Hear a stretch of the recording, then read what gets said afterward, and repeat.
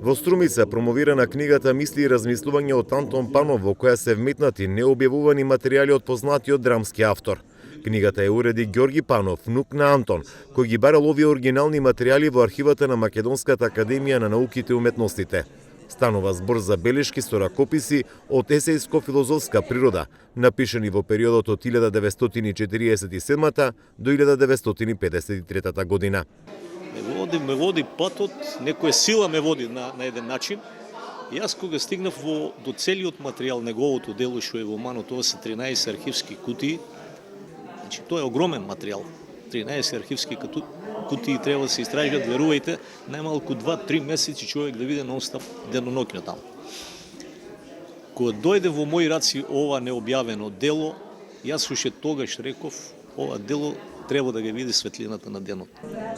Според универзитетскиот професор по книжевност Ана Витанова Рингачева, станува збор за мисли блиски до афоризмот кои нудат можности на мал јазичен простор да се каже многу. Не знаев дека авторот на Печалбари, Биликатник и Вероника Самарек, Преродени, Граденари и така натаму, човекот кој што направил обид да напише и роман, тоа го спомна веќе Иван, всушност оставил и своји есеистичко-филозофски записи, размисли, кои што, кога ги читате денес, верувајте ми дека имаат многу повеќе смисла отколку во времето во кое биле пишувани. Книгата Мисли и размислувања од Антон Панов е во издаваштво на Центарот за култура, кој што го носи неговото име во Струмица, финансиски поддржана од Министерството за култура.